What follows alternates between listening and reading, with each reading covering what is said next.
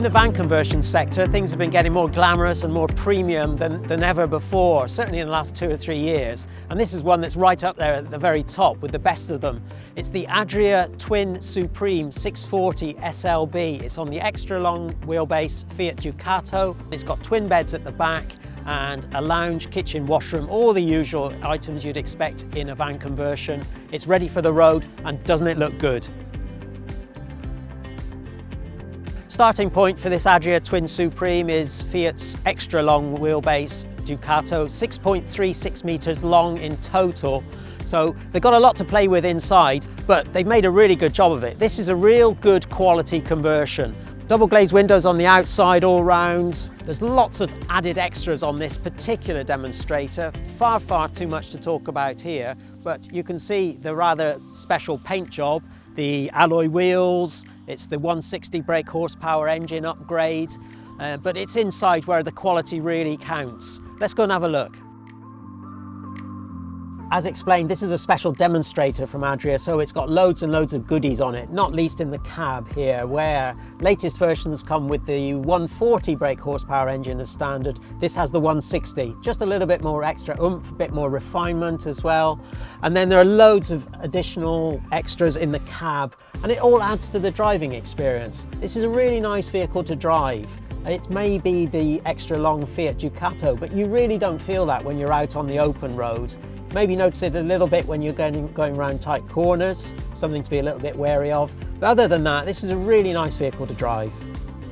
So here we are in daytime mode, and as you can see, it looks like a fairly conventional van conversion front lounge. You've got the double travel seat here that I'm sat on, and then it's an easy job to swivel the two cab seats. The table is quite good in that it's got this extension piece, so it can cater for 4 people if you want. But the big draw here really is overhead, where you've got not one but 2 sunroofs, one opening, one fixed, but the one at the front here is right across the width of the vehicle, and it really does let in a lot of daylight.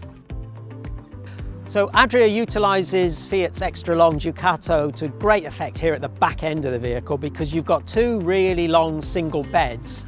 You could possibly make that a double as well, or you could sleep transversely if you're a little bit on the shorter side like me. They're on sprung slats as well, so you get good ventilation underneath. Opening windows, 4 of them, all with blinds and fly screens, so you shouldn't lack for ventilation at night. Plus, lockers to all 3 sides at the top here, and this massive storage area underneath the bed as well.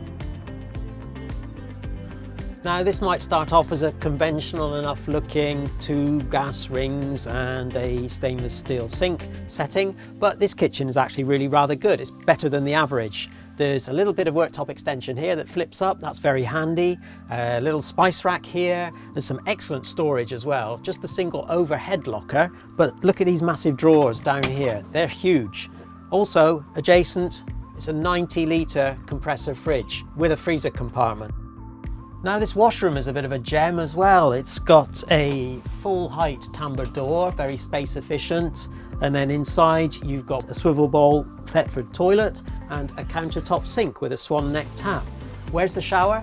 It's behind the sink here. So you pull this bulkhead round and you've created a full shower compartment, properly lined. It's brilliant.